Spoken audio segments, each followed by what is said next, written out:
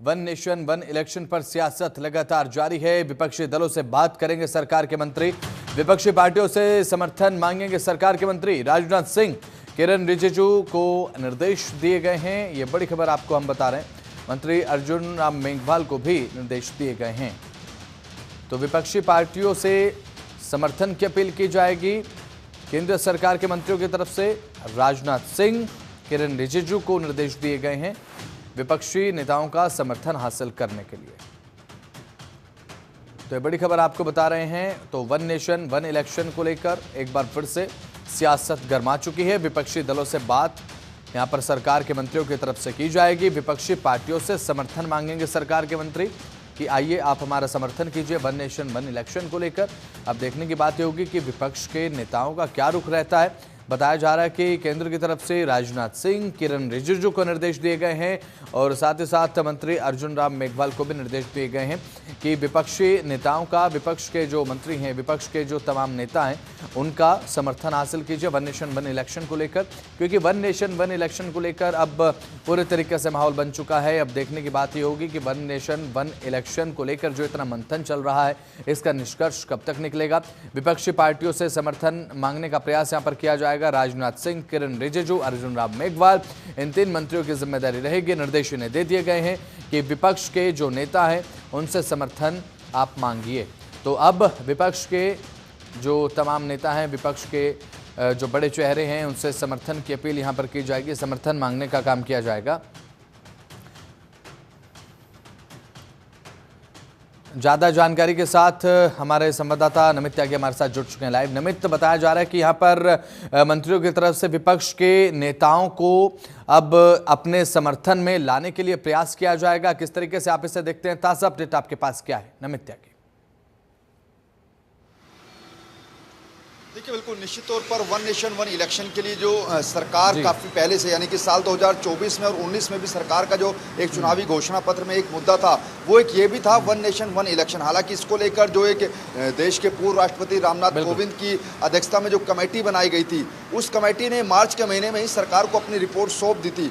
और उस रिपोर्ट के अंदर जो सिफारिश की गई थी, यानी कि साल 2029 में वन नेशन वन इलेक्शन को लागू किया जाए, ये बात उस रिपोर्ट में कही गई थी। और कल जब केंद्रीय कैबिनेट की बैठक हुई तो उस बैठक के अंदर उस रिपोर्ट पर चर्चा हुई, सभी लोगों से पूछा गया, कैबिनेट के सदस्यों से। उसके बाद सर्वसम्मति से मोदी सरकार की कैबिनेट ने वन नेशन वन इलेक्शन के जो प्रस्ताव था उसको पूरी तरीके से पास कर दिया। हालांकि अभी सरकार के सामने काफी चुनौतियां रहेंगी इसको पास कराने को लेकर, क्योंकि अगर हम जो रिपोर्ट रामनाथ कोविंद ने सौंपी है, उस रिपोर्ट के अंदर जो उन्होंने पूरी पेशकश की थी, उसमें तकरीबन 62 ऐसी पार्टियां थी जिनसे उन्होंने बातचीत की थी वन नेशन वन इलेक्शन को लेकर। 62 में से 32 पार्टियां थी, उन्होंने तो इसका समर्थन कर दिया था, जबकि जो 15 पार्टियां थी उन्होंने इसका विरोध किया था और 15 पार्टियों ने अपना कोई जवाब नहीं दिया था। 15 पार्टियों का कहना था कि पहले आप ड्राफ्ट लाइए और उसके बाद हम देखेंगे कि इसका समर्थन करना है या फिर विरोध करना है।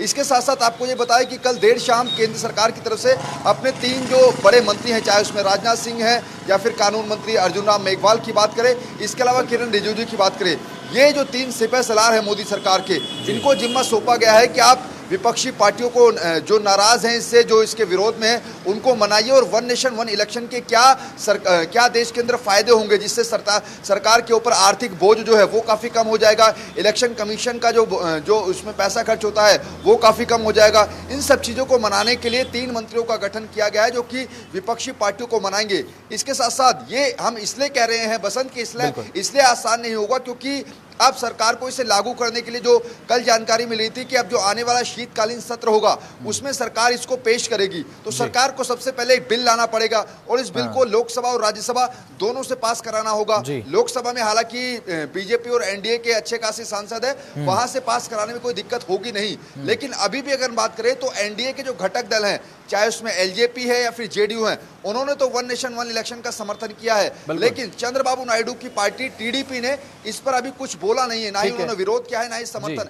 ऐसे में सबसे पहले केंद्र सरकार को होगा और बीजेपी को होगा कि पहले अपने एनडीए के जो घटक दल हैं उनको इसके समर्थन में जुटाएं और फिर विपक्षी पार्टियों को भी जुटाया जाए।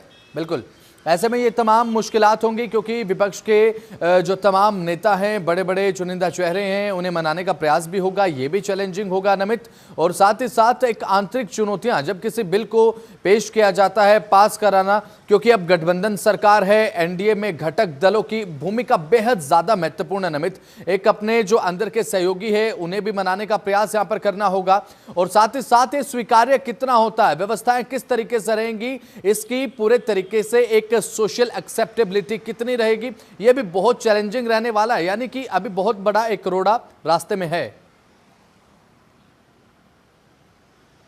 देखिए बसंत, इसमें दो चीजें महत्वपूर्ण हैं। पहला तो ये कि जिस बात का मैं जिक्र कर रहा था कि अगर सरकार को इस बिल को लोकसभा के अंदर पास कराना है तो वहां पर पहले तो अपनी ही पार्टियों को, यानी कि जो एनडीए के घटक दल हैं उनको मनाना पड़ेगा, और फिर जो बाकी विपक्षी पार्टियां जो इसका विरोध कर रही हैं उनको मनाना पड़ेगा। और अगर लोकसभा से पास भी करा लेती है केंद्र सरकार इस बिल को, तो फिर राज्यसभा में जाकर ये बिल अटकेगा, क्योंकि राज्यसभा में पूर्ण बहुमत बीजेपी के पास नहीं है।